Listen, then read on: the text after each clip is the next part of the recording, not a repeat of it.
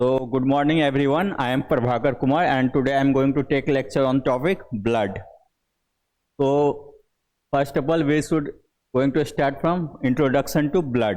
तो blood होता क्या है? तो blood हम लोग जैसा कि जानते हैं जो it is essential component of fluid in our body, जो कि आपका क्या करता है, जो आपका ये आपका कनेक्टिव टिश्यू भी है, फ्लूइड कनेक्टिव टिश्यू, जो कि हमारा पूरा बॉडी को में सर्कुलेट होते रहता है। सर्कुलेट होने का पर्पज ये भी है जो आपका ऑक्सीजन का कैरी करके लेके जाना, न्यूट्रिएंट्स का, इसके अलावा जो भी आपका हार्मोन्स, ये सब का ट्रांसपोर्टेशन करता है from throughout the body. ठीक है, तो फर्स्ट ऑफ ऑल देखें, blood is a specialised connective tissue. Specialised connective tissue क्यों बोल रहे हैं? क्योंकि ये आपका कनेक्टिव टिश्यू का मतलब क्या था? The tissue which connects one organ to another. और ठीक है, तो इसका मतलब क्या है? जो आपका फ्लूइड कनेक्टिव टिश्यू है जो कि वन ऑर्गन को दूसरे से लिंक करके रखता है। ठीक है, जो कि कुछ भी चीज हो, आइदर सिग्नल हो, इंफॉर्मेशन हो, हार्मोन्स हो, ऑक्सीजन हो, CO2 को आप जैसे बॉडी से बाहर करना है तो वो भी हमारा सेल से ब्लड लेके जाता है। ठीक है, अप टू द लंग्स। फिर इसके अलावा और क्या है? आपका maintains homeostasis by transporting oxygen, nutrient. आप इसके अलावा hormones and removing waste. Maintains homeostasis means तो पता ही है, टेम्परेचर को रेगुलेट करना कि according to our surrounding environment. ठीक है, ट्रांसपोर्टिंग ऑक्सीजन, न्यूट्रिएंट मीन्स क्या? जो हम लोग अभी जो ऑक्सीजन इनहेल कर रहे हैं, CO2 रिलीज आउट कर रहे हैं, तो उसका भी जो मतलब मैकेनिज्म में आपका ब्लड का भी मेजर रोल है, क्योंकि ब्लड ही जो है सेल से जो है CO2 लेके हमारा लंग्स तक लेके आता है एंड O2 लंग्स से लेके सेल के पास लेके जाता है। ठीक है, हार्मोन्स मतलब बताइए थे, हार्मोन्स क्या है? बायोलॉजिकल मीन्स क्या है? जो कैटलिस्ट है जो कि हमारा बॉडी का जो फंक्शनिंग में आपका काम करता है। तो आपका जो भी जो एंडोक्राइन ग्लैंड है जो हार्मोन्स सीक्रेट किया, तो वो आपका क्या करता है? जो हार्मोन्स को ब्लड अपने साथ लेके जो टारगेट सेल है जहाँ पे आपका हार्मोन्स को जाना है वहां तक कौन कैरी करके ले जाता है? ब्लड।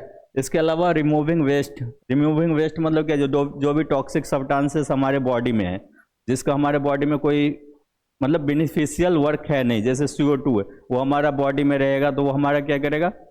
मतलब क्या? जो हीमोग्लोबिन का बाइंडिंग एफिनिटी को कम कर देगा, जिसकी वजह से ऑक्सीजन बाइंड नहीं होगा।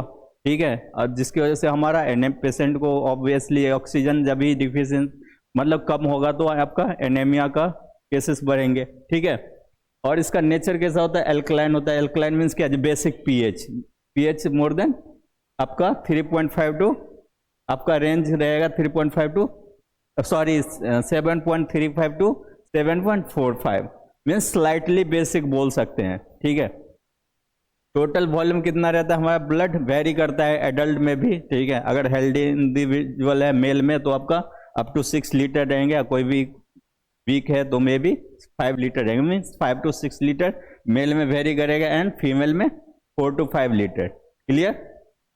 फिर आपका functions of blood means blood का मतलब क्या क्या सब काम है। तो इसमें पहला क्या है? ट्रांसपोर्टेशन। तो ट्रांसपोर्टेशन तो हम लोग जानते हैं, जो रिस्पिरेशन प्रोसेस में हमारा आपका ये सपोर्ट करता है, जो ऑक्सीजन को जो है मतलब ऑक्सीजनेटेड ब्लड जो है, ऑक्सीजन मिला हुआ ब्लड को लेके सेल के पास लेके जाता है, जिसकी वजह से सेलुलर फंक्शन परफॉर्म करे एंड वहां से जो CO2 रिलीज आउट होता है जो कि टॉक्सिक नेचर में है, तो उसको लेके आपका लंग्स के पास लेके आ जाएगा ताकि हम लोग उसको एक्सेल आउट करके उसको बाहर निकाल सके। न्यूट्रिएंट, हार्मोन्स, एंजाइम का मीन्स क्या? जो आपका जो भी मतलब सेल से आपका ये न्यूट्रिएंट या आपका हार्मोन्स या एंजाइम उसको लेके टारगेट सेल के पास लेके पहुंचाएगा, जिसकी वजह से हमारा जो बॉडी का मेटाबॉलिक फंक्शन है, एक्टिविटी, वो प्रॉपर वे में फंक्शन कर सके। वेस्ट प्रोडक्ट्स को भी आपको रिलीज आउट करने में ये हेल्प करेगा। ठीक है, जैसे कोई भी डेड सेल्स है तो उसको आपको लेके वो आपको ले जाके उस ठीक है तो उसको लेके कैरी करके ले जाएगा। फिर रेगुलेशन। तो रेगुलेशन में तो होम्योस्टेसिस पर ही रखे है, जो ability of our body to maintain our body temperature according to surrounding. ठीक है, पीएच बैलेंस को भी मेंटेन करके रखेगा। अगर हमारा CO2 का लेवल बढ़ते जाए जिसकी वजह से क्या होगा? एसिडिक पीएच हो सकता है ब्लड का। ठीक है, तो उसको भी ये रेगुलेट करके रहता है। फिर से फ्लूइड एंड इलेक्ट्रोलाइट लेवल को भी बैलेंस करके रखेगा। ठीक है, फ्लूइड मीन्स क्या है, जो अप टू लेवल है ना 5 to 6 लीटर इन मेल, तो उसको एक जैसा बना के रखेगा। अगर ब्लड वॉल्यूम अगर कम होगा, जिसकी वजह से क्या होगा, हमारा हार्ट पे भी ज़्यादा वो चाहिए ना प्रेशर कॉन्ट्रैक्ट करने के लिए, क्योंकि ब्लड तो हार्ट में फिल नहीं हो पाएगा कंप्लीट। ठीक है, फिर आपका प्रोटेक्शन में हेल्प करेगा। प्रोटेक्शन किससे, आपका जैसे हम सपोज कहीं कट लग गया हमारे बॉडी सरफेस पे, ठीक है, तो ब्लीडिंग होना स्टार्ट हो जाता है। अगर वो ब्लीडिंग रुके ना, तो ऑब्वियसली जितने भी ब्लड है हमारे बॉडी के निकल जाएंगे, जिसकी वजह से पेशेंट को अल्टीमेटली डेथ हो सकता है। तो उससे भी वो रुकेगा। कैसे रुकेगा, क्लॉट फॉर्म करेगा। ठीक है, इसके अलावा immunity and WBC and immunity via WBC, आपका जो भी सपोज एक्सीडेंटली या इंटेंशनली कोई भी हमारा बॉडी में पैथोजेंस का एंट्री हो जाता है, means disease causing micro organism का, तो ये क्या करेगा, आपका WBC में हम लोग जानते हैं ग्रेनुलोसाइट एग्रेनुलोसाइट रहता है, जो कि आपका कौन सा एक्टिविटी है, फैगोसाइटोसिस करता है। जो कोई भी माइक्रोब्स आ गया तो उसके अगेंस्ट बॉडी अपना डिफेंस सिस्टम के अकॉर्डिंग उसको क्या करता है, बैक्टीरिया को किल करता है, जिसकी वजह से वो हमारे बॉडी में स्प्रेड आउट नहीं होगा। ठीक है, जिसकी वजह से हमारा बॉडी डिजीज फ्री रहेंगे। क्लियर।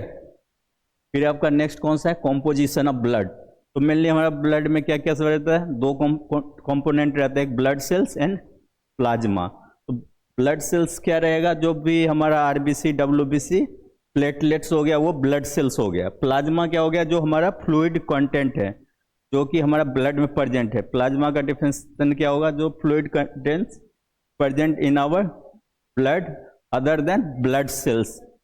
ठीक है, which maintain the fluidity of the our blood. Clear, क्योंकि उसका ब्लड कॉम्पोजिशन को भी तो मेंटेन करके रखना होगा ना, जिसकी वजह से ज़्यादा ना वो थिक हो ना ही ज़्यादा थीन हो।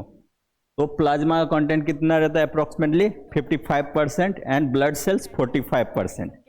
इसको अदर नेम में क्या बोलेंगे, RBC को एरिथ्रोसाइट, WBC को ल्यूकोसाइट एंड प्लेटलेट्स को थ्रोम्बोसाइट।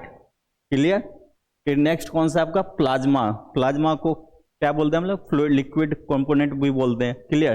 तो इसका कलर कैसा होगा, स्लाइटली येलोइश कलर होगा, और इसमें क्या कितना रहता है, अप्रोक्सीमेटली 90% वाटर रहेंगे। क्लियर। एंड उसमें आपको बता ही रखे, जो इसमें वाटर के साथ साथ इसमें प्रोटीन भी रहता है, जैसे हमारा एल्ब्यूमिन, ग्लोबुलिन एंड फिब्रिनोजन। ठीक है, फिब्रिनोजन का क्या काम रहता है, जो फिब्रिन प्रोड्यूस करता है, जो कि हमारा ब्लड क्लॉट में हेल्प करता है। फिर इसके अलावा सॉल्यूट्स भी रहता है। सॉल्यूट्स में कौन कौन सा आ जाएगा, electrolyte, nutrients and sometimes gases, hormones जो भी, और वेस्ट प्रोडक्ट जो भी रह गया। क्लियर। ये हमारा ब्लड सेल्स हैं। प्लाज्मा एंड दो मिलके बना रहता है ना blood, plasma and blood cells. तो ब्लड सेल्स आपका इरिथ्रोसाइट, ल्यूकोसाइट एंड थ्रोम्बोसाइट। तो इरिथ्रोसाइट्स मतलब RBC हो गया, प्लेटलेट्स थ्रोम्बोसाइट, ठीक है, एंड आपका WBC ल्यूकोसाइट। तो आपका WBC का भी फर्दर जो है दो पार्ट में डिवीजन है। आपका कौन कौन सा है, ग्रेन्युलोसाइट एंड एग्रेनुलोसाइट। तो ग्रेन्युलोसाइट किसको बोलेंगे, इसका जो साइटोप्लाज्म में ग्रेन्यूल प्रेजेंट रहेगा, जैसे आपका दिख रहा है ना, इसमें ग्रेन्यूल प्रेजेंट है, तो इसको हम क्या बोलेंगे, ग्रेन्युलोसाइट। और इसमें ग्रेन्यूल अब्सेंट है, तो इसको हम क्या बोलेंगे, एग्रेनुलोसाइट। तो ग्रेनुलोसाइट में कौन कौन सा आ जाएगा, basophils, neutrophils and स्नोफिल्स। And agranulocyte में मोनोसाइट एंड लिम्फोसाइट। इसका फंक्शन हम यहाँ से भी देख सकते हैं। प्लेटलेट्स का क्या काम रहता है, ब्लड क्लॉट फॉर्म करने में, तो जिसकी वजह से प्रोटेक्शन प्रोवाइड करेगा ड्यूरिंग इंजरी, क्लॉट फॉर्म करके, जिसकी वजह से ज़्यादा ब्लड लॉस ना होगा बॉडी से। ठीक है। RBC का क्या काम है, आपका ऑक्सीजन एंड CO2 का बाइंडिंग एफिनिटी ज़्यादा रहता है due to presence of haem protein. ठीक है, तो जिसकी वजह से ये क्या करेगा, ट्रांसपोर्टेशन में हेल्प करेगा, transportation of oxygen, minerals, vitamins, hormones etcetera. और WBC का क्या काम है, ये हमारा बॉडी को ऑब्वियसली बैक्टीरिया से फाइट करता है, तो इम्यूनिटी प्रोड्यूस करता है और provide defence system to our body. Clear. फिर नेक्स्ट कौन सा आपका RBC मीन्स इरिथ्रोसाइट। तो इसका शेप कैसा रहेगा आपका, बाइकॉन्केव एन्यूक्लिएट, ठीक है, क्या है, कंटेनिंग हीमोग्लोबिन। इसमें ऑब्वियसली हिम प्रोटीन है, जिसकी वजह से इसका कलर कैसा दिखता है, red colour. Carrying oxygen and CO2। मतलब क्या, जो आप बता ही रखे हैं, जो आपका गैसियस एक्सचेंज में ये हेल्प करता है ऑक्सीजन को from lungs to body and CO2 की फ्रॉम बॉडी टू लंग्स। ठीक है। लाइफ स्पेन कितना दिन का रहता है इसका? 120 days. Formed in bone marrow, red bone marrow cells में इसका फॉर्मेशन होता है। Clear. And normal count male में कितना होता है आपका? 5.1 टू 5.8 एंड फीमेल में 4.3 टू 5.2। क्लियर। एंड WBC का आपका इसका कैसा रहेगा? Nucleated immune cells. Immune cell क्यों बोल रखे हैं? क्योंकि हमारा बॉडी को इम्यून को बूस्ट अप करने में हेल्प करता है और मीन्स फाइट अगेंस्ट पैथोजेंस। ठीक है, तो इसलिए इसको इम्यून सेल। न्यूक्लिएटेड मीन्स क्या? न्यूक्लियस प्रेजेंट रहेगा। क्लियर। और इसका काउंट कितना रहेगा आपका? 5000 टू 11000। और इसके अलावा मेन फंक्शन क्या है? Defence against pathogens. पैथोजेंस सबको पता है क्या होता है? Disease causing micro organism, that is called pathogens. तो ये आपका बताई रखे, दो पार्ट में डिवाइड है, ग्रेन्युलोसाइट, एग्रेनुलोसाइट। ग्रेन्युलोसाइट में कौन सा आ जाएगा? बेसोफिल, इस्नोफिल्स। और आपका एग्रेनुलोसाइट में मोनोसाइट एंड लिम्फोसाइट। ठीक है। फिर कौन सा है आपका? ग्रेन्युलोसाइट। ग्रेन्युलोसाइट में कौन सा आपका क्या रहता है आपका? Due to the presence of granule in the cytoplasm, इसका नाम क्या पड़ा है? ग्रेन्युलोसाइट। यहाँ पे दे भी रखा है। Clear. Have multi lobed nucleus. Multi lobed means क्या? जो आपका जैसे आपका एक न्यूक्लियस का इधर रहेंगे, फिर आपका ऐसे, इसको बोलते हैं मल्टी लोब्ड, है ना यहाँ पे। क्लियर। मीन्स क्या? एक ही न्यूक्लियस का अलग अलग जगह पे आपका उसका मीन्स क्या? जो बॉडी का कंपोनेंट रहेंगे। क्लियर। टाइप्स इसमें कौन सा? न्यूट्रोफिल्स, जो कि आपका 60 to 70% रहता है। सबसे ज्यादा कौन सा हो गया? न्यूट्रोफिल्स ही, जिसका वजह से क्या होता है? फैगोसाइटोसिस। फैगोसाइटोसिस मीन्स कोई भी बैक्टीरिया अगर आ गया है तो अगर हमारा ये जो हमारा इम्यून सेल है उसको पहले रिकॉग्नाइज करेगा, जो ये आउटसाइड सेल है या हमारा बॉडी का ही सेल है। अगर उसको पता चल गया जो आपका T4 हेल्पर सेल को, जो हाँ ये आउटसाइडर है, तो उसको वो क्या करेगा? डायरेक्ट निगल जाएगा। तो वही प्रोसेस को हम क्या बोलेंगे? फैगोसाइटोसिस। क्लियर। इस्नोफिल्स कितना रहता है? 2 to 4%। ठीक है। तो 2 to 4% means slightly come. Means क्या? जो सबसे ज्यादा रहता है न्यूट्रोफिल्स, उसके बाद इस्नोफिल्स। इस्नोफिल्स का क्या काम रहेगा? Fights parasites, reduce allergic reaction.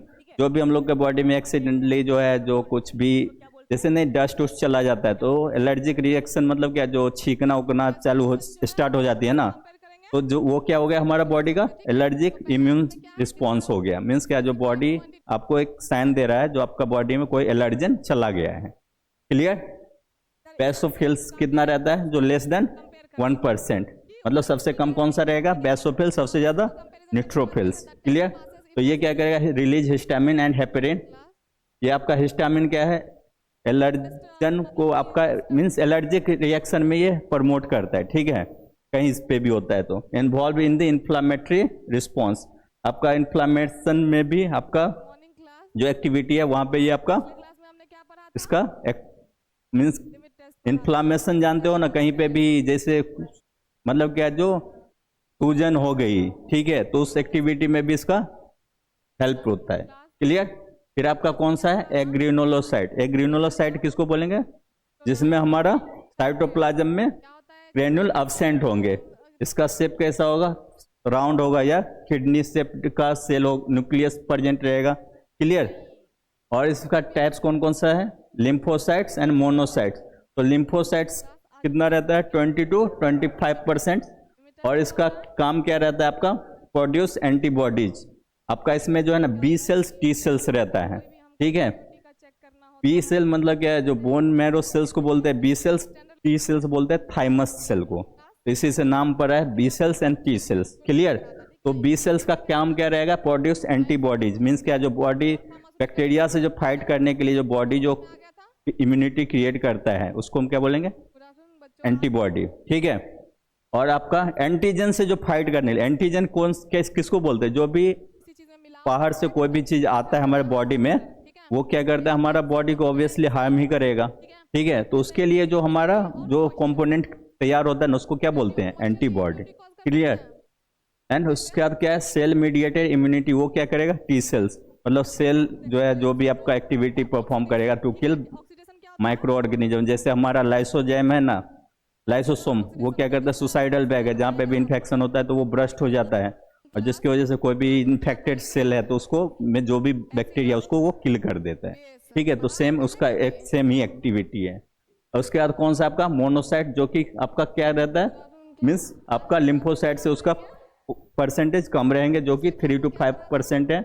और इसका जो है ना, जो सेल साइज जो है तो थोड़ा लार्जर साइज का होता है, इसलिए बोलते हैं largest WBC। Transform into microphages, perform phagocytosis, मतलब ये क्या होता है आपका माइक्रोफेज, आपका जो हमारे बॉडी में है ना वो आपका उसका फॉर्मेशन में ये हेल्प करता है। ठीक है, ट्रांसफॉर्म कर रहा है माइक्रोफेज में। अब माइक्रोफेज का तो हम लोग को पता ही है, कोई भी बैक्टीरिया आता है तो उसको डायरेक्ट वो क्या करता है, निगल जाता है। ठीक है, फैगोसाइटोसिस जहाँ पे भी लगा रहेगा ना, साइटोसिस मीन्स क्या होता है, सेल। ठीक है, और उसका फैगो मीन्स क्या, उसको direct means engulf of cell. ठीक है, एक होता है पिनोसाइटोसिस जो बताया था, cell drinking. Phagocytosis means cell eating. Clear. फिर नेक्स्ट वन कौन सा आपका, प्लेटलेट्स। प्लेटलेट्स को अदर नाम में क्या बोलते हैं हम लोग, thrombocytes. Cell fragments into the megakaryocytes. इसका क्या होता है ना आपका, मतलब मेगा कैरियोसाइट्स, इसका सेल, इसी का मतलब क्या, सेल का ही कंपोनेंट है आपका, किसका, थ्रोम्बोसाइट्स का। क्लियर। और इसका काम क्या रहता है हमारा बॉडी में, मीन्स क्या, जो ब्लड को क्लॉट करने में हेल्प करता है, जिसकी वजह से हमारा बॉडी में कोई भी इंजरी की वजह से ब्लड एक्सेस लॉस ना हो, जिसके वजह। ठीक है, तो इसका काउंट कितना होगा आपका, 1,50,000 to 3,50,000। क्लियर। और इसका फंक्शन क्या है, ऑब्वियसली ब्लड क्लॉटिंग में, जिसको हीमोस्टेसिस भी बोलते हैं। ठीक है, हीमोस्टेसिस मीन्स क्या होता है, जो हिम मीन्स क्या होता है, ब्लड स्टैटिस, मतलब क्या, जो स्टैटिक कंडीशन, स्टैटिक डायनेमिक पढ़े हो ना आप लोग, स्टैटिक मीन्स रुका हुआ फेज को बोलते हैं। Clear. Haem means blood, stasis means stationary position. तो मतलब कौन सा कंडीशन हो, ऑब्वियसली ब्लड क्लॉट जब फॉर्म होता है तो ब्लड को रोक देता है ना, जिसकी वजह से हमारी बॉडी से वो इलिमिनेट बाहर न जाए। रिलीज क्लॉटिंग फैक्टर, जिस क्लॉटिंग फैक्टर कौन सा हो गया, वही आपका जो भी है फाइब्रिनोजन से फाइब्रिन में जो कन्वर्ट करता है। ठीक है, नेक्स्ट कौन सा है, प्रिवेंट एक्सेस ब्लीडिंग। तो ऑब्वियसली जब ब्लड को क्लॉट कर देगा तो मीन्स ब्लड लॉस भी तो रुकेंगे।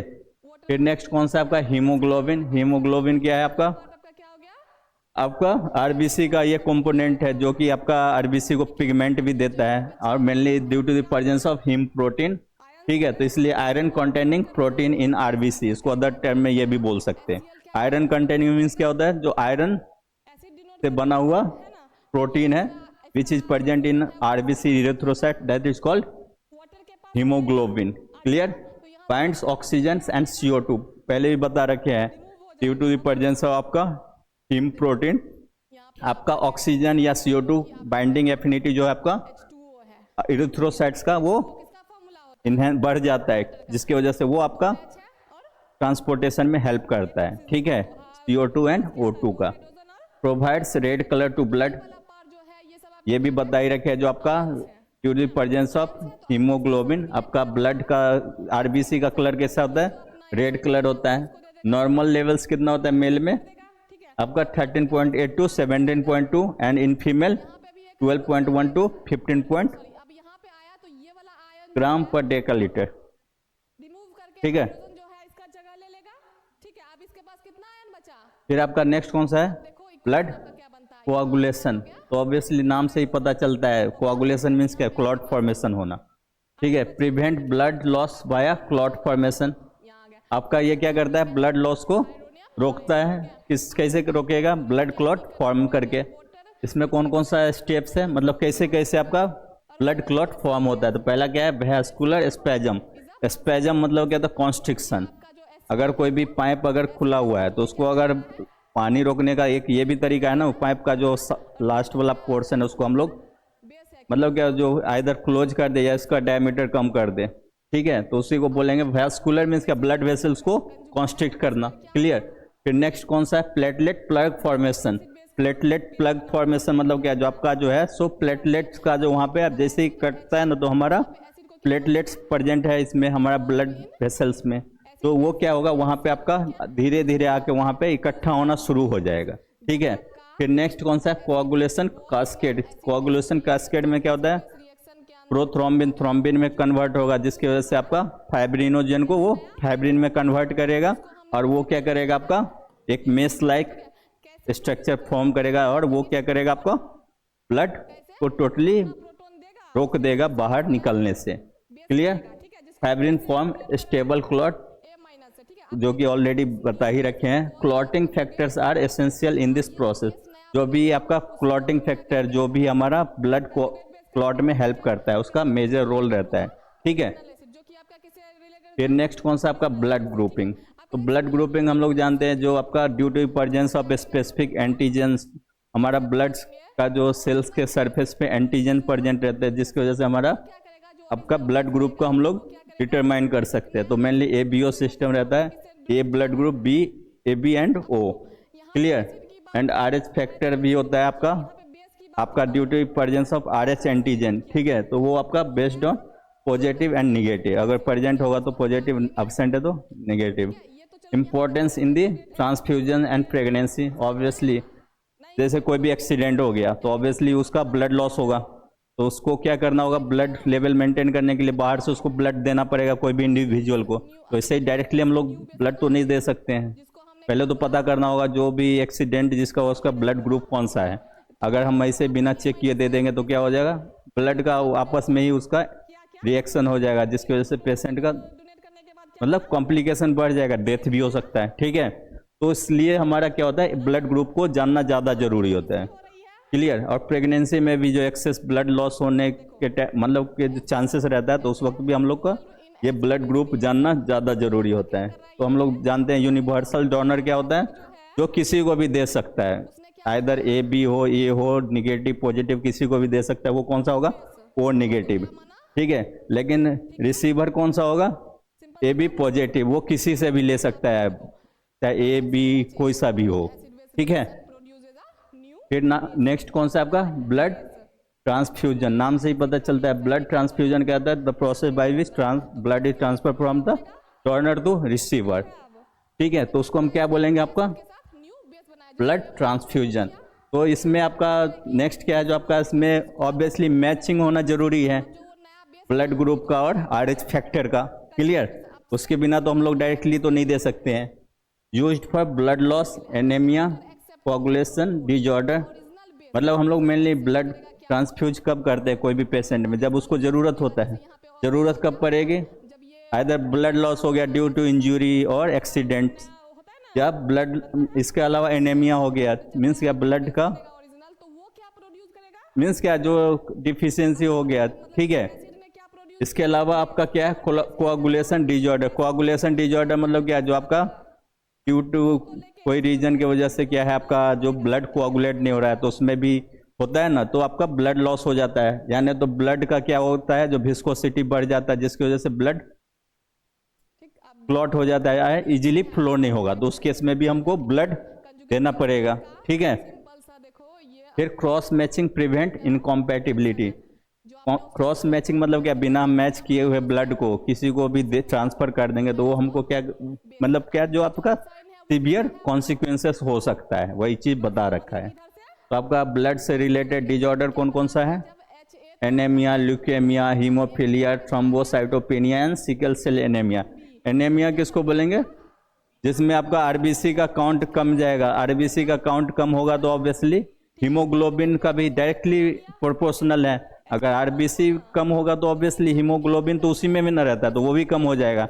हीमोग्लोबिन कम होगा तो जिसकी वजह से क्या होगा, आपका ऑक्सीजन और CO2 का कैरिंग कैपेसिटी, पहले अगर जितना नॉर्मल कंडीशन में ले जा रहा था, अगर कम होने के बाद उतना तो नहीं ले जा पाएगा, जिसकी वजह से हमारा बॉडी का डिमांड वो फुलफिल नहीं करेगा, जिसकी वजह से जो कंडीशन क्रिएट होगा उसको क्या बोलेंगे हम, एनीमिया। ठीक है।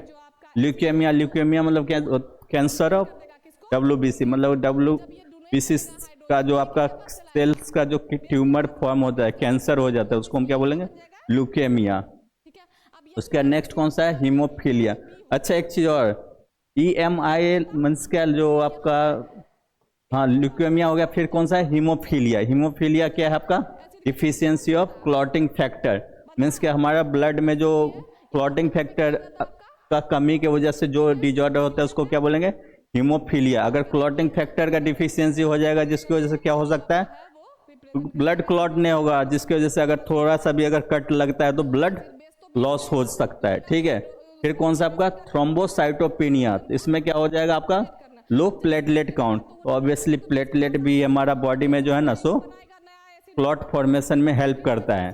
तो जिसमें भी अगर काउंट कम होने की वजह से क्या हो सकता है, हमारा ब्लड क्लॉट में इंटरप्शन आ सकते हैं। ठीक है, फिर नेक्स्ट वन कौन सा है, सिकल सेल एनीमिया, जो कि एक जेनेटिक डिजॉर्डर भी है। मीन्स क्या, जेनेटिक डिजॉर्डर मतलब क्या, एक जनरेशन से दूसरे जनरेशन में ट्रांसफर होते रहते हैं। सिकल सेल एनीमिया मीन्स क्या, जो आरबीसी का हम लोग जानते हैं शेप कैसा होता है, बाइकॉनकेव शेप है, राउंड कलर का, थोड़ा चिपटा हुआ दिखता है ना। लेकिन इस कंडीशन में क्या होता है, उसका शेप चेंज हो जाता है। शेप चेंज होगा तो ऑब्वियसली जो बाइंडिंग कैपेसिटी है वो भी डिक्रीज हो जाएगा, जिसकी वजह से क्या होगा आपका, फाइनली एनीमिया मीन्स क्या, जो आपका ऑक्सीजन या CO2 का बाइंडिंग एफिनिटी डिक्रीज हो जाएगा, और फाइनली जो आपका जो डिमांड एंड सप्लाई जो है, सो वो CO2 एंड ऑक्सीजन का फुलफिल वो नहीं कर पाएगा, जिसकी वजह से जो भी आपका कार्डियोवास्कुलर में जो भी एंजाइना या कंडीशन आ सकते हैं। ठीक है, फिर नेक्स्ट टॉपिक क्या है, रेटिकुलो एंडोथेलियल सिस्टम। ये क्या है, also called as mononuclear phagocyte system.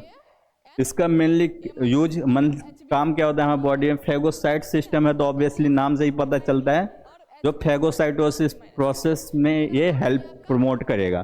Phagocytosis किसका होता है हमारा बॉडी में, जो भी पैथोजेंस आ गया है, माइक्रोब्स आ गया जो कि हमारा बॉडी में डिजीज कॉज कर सकता है, तो ये क्या करता है, हमारे बॉडी को एक डिफेंस सिस्टम प्रोड्यूस करता है, और जिसकी वजह से कोई भी डिजीज बैक्टीरिया को रोकता है अटैक करने से।